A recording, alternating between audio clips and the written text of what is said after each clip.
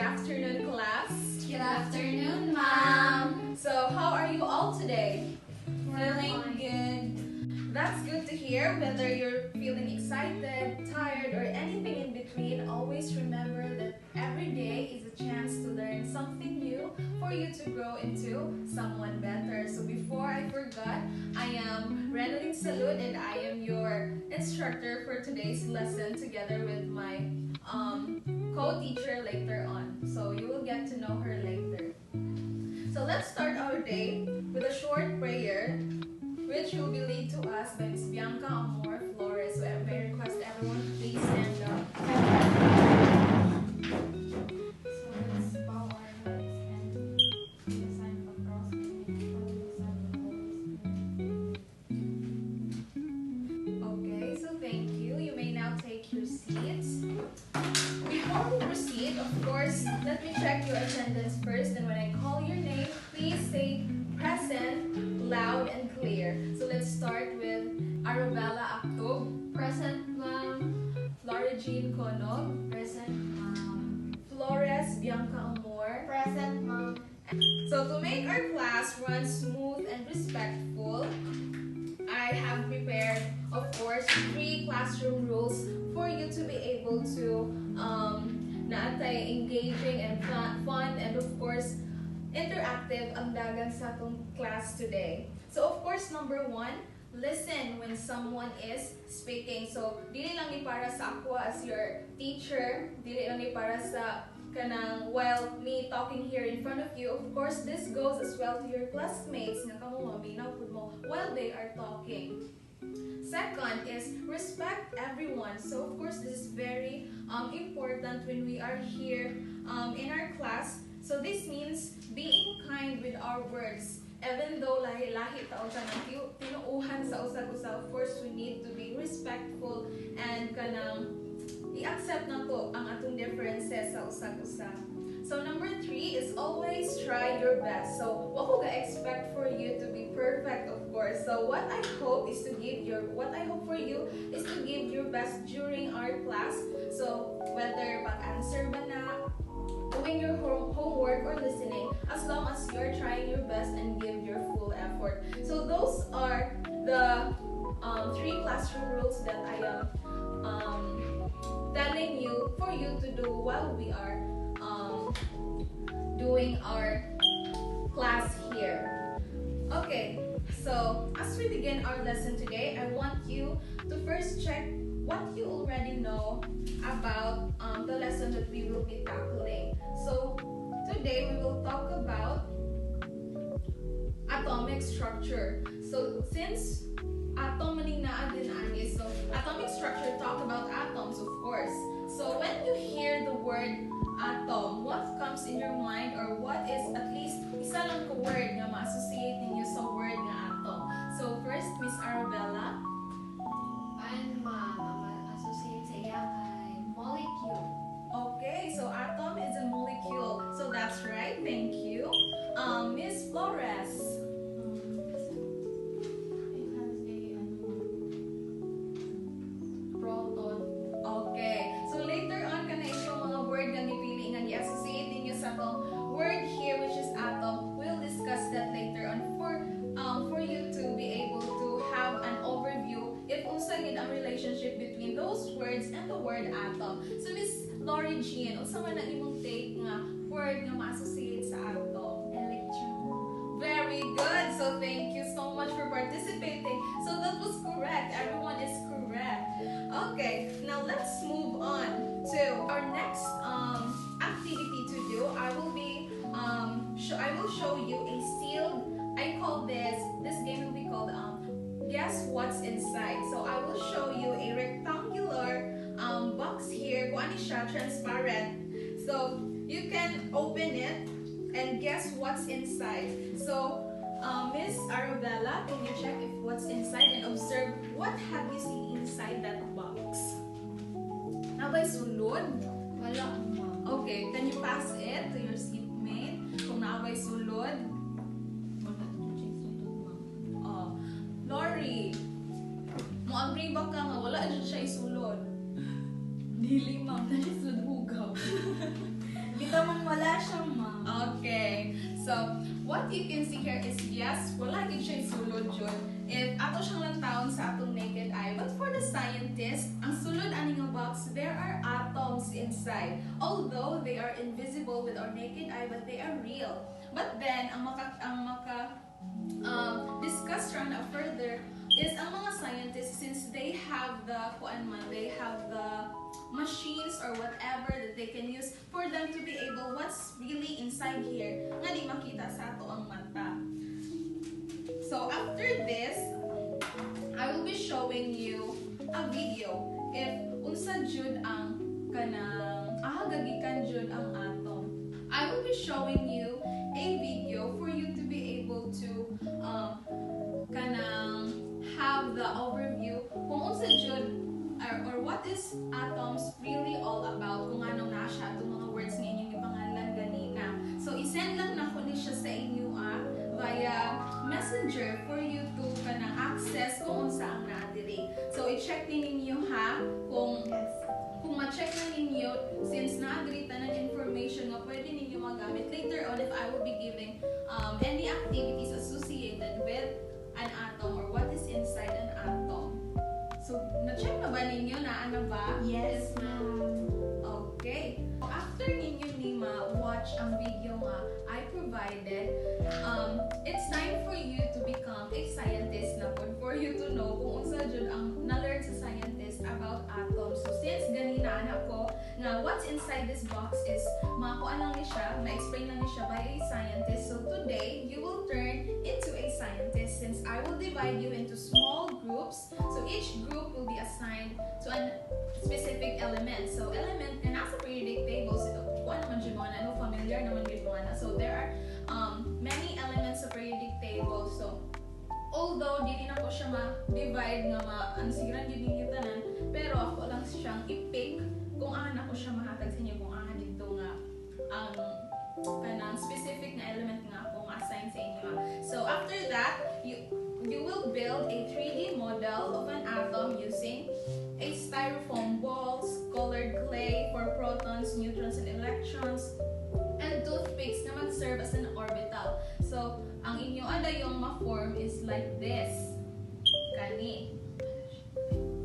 Kani siya. So, yung ani dapat ang inyo ang output. So, kani ang element na na-assign dire is Ne, which is the atomic number 10, an element called neon. Okay. So, since the-example naman ako ang neon dire, so dili na ako siya ma-assign later on sa inyo ang part.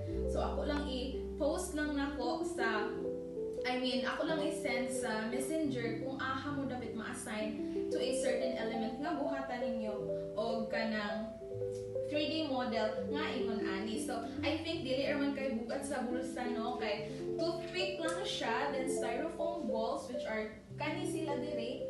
So later on ma-discuss na to kung kinsa ni siya, kinsa ning red, kinsa ning blue, o unsa ning toothpick diri. So these are just representation sa ato ang atoms.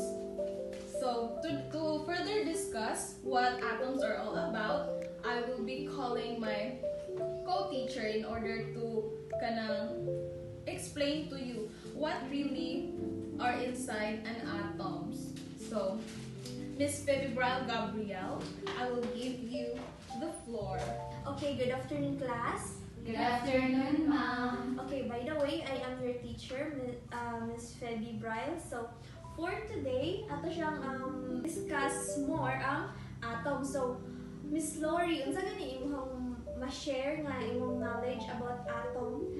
Atom is the basic building blocks of matter. Okay, correct. So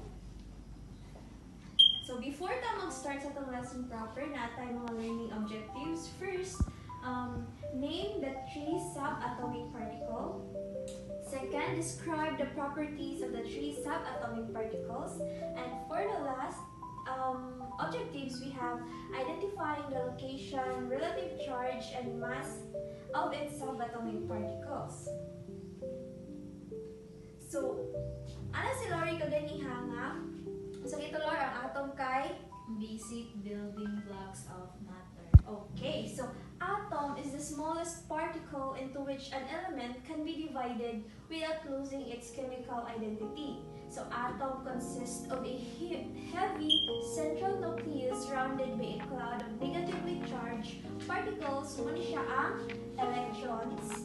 Then ang positive particles kay ang protons. Then ang electrically neutral particles kay ang Neutrons. correct. So the number of protons is called the atomic number. So these numbers are uniquely identifies each chemical element.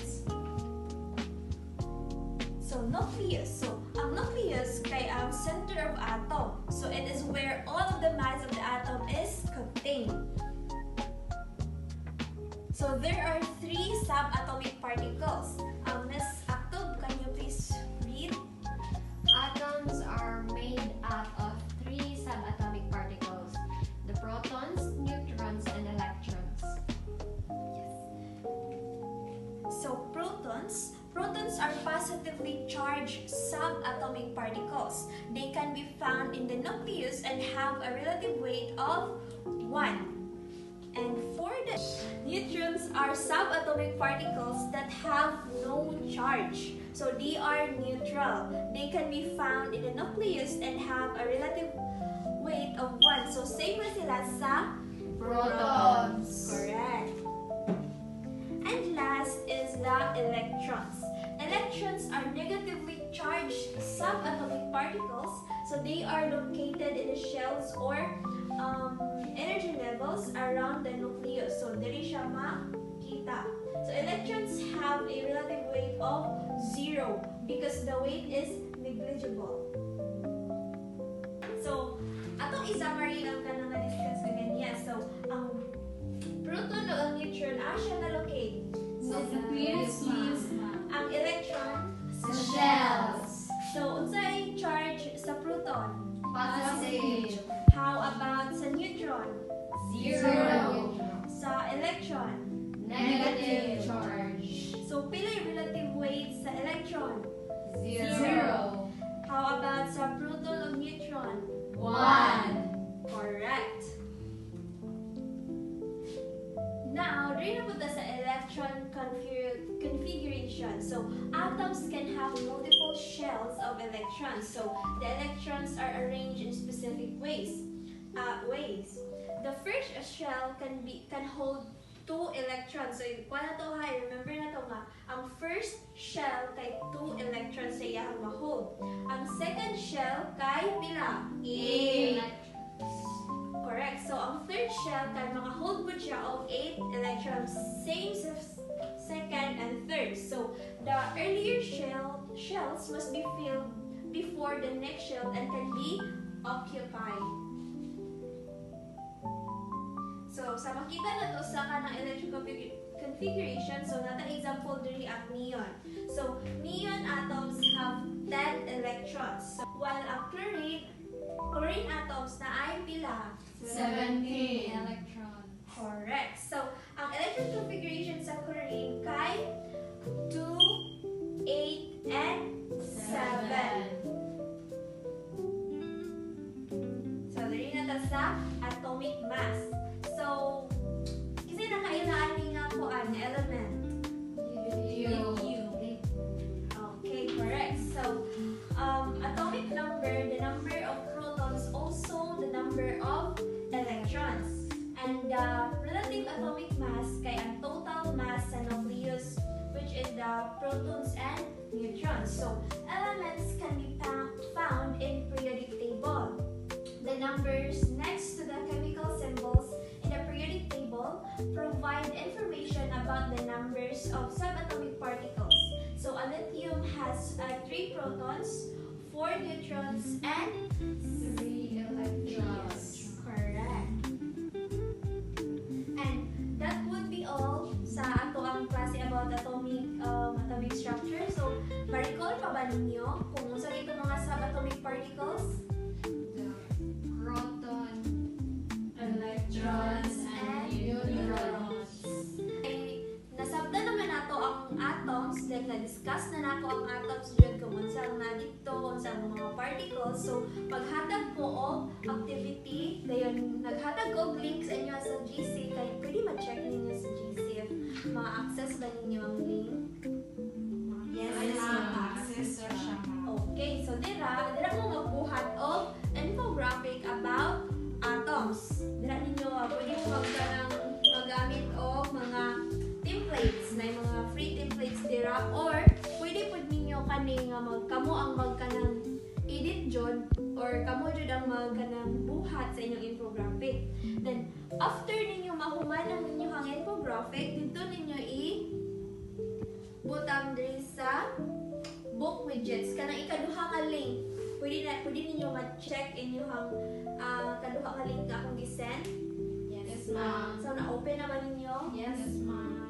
So diri sa kanang book widgets, kaning my widgets, diri ninyo ibuta ang inyong kanang infographic, diri ninyo ipang-paste ang inyong infographics. Got it? Got it, ma'am. Okay. So nahumanan naman ta dito sa inyong infographics, na sa next activity. Nag-send ko og link. Kani siya, gitawag ni siya og Kahoot. Na-open na ninyo, everyone? Yes, ma'am. Okay, so na-open na ninyo. Dayon, i-enter din ninyo ang PIN. Kani, nakita ra ninyo? Naka-enter na? Enter Yes, ka, ma'am. ma'am. Sige, ako mag-enter po ko.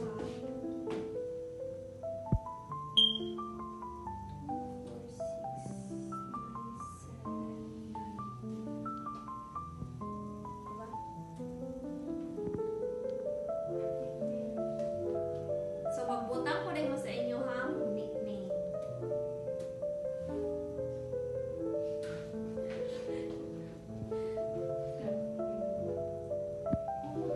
Ang kani. Ano na, Einstein?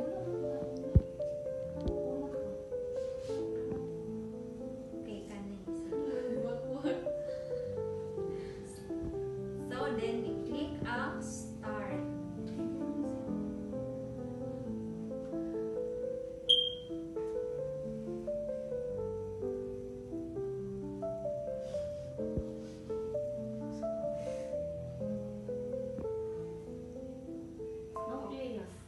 Okay, so diri sa kanang kuan sa inyong quiz na aming 15 items. So inyo na siya ansiran kuan lang mga 10 minutes. Okay? Sige, start.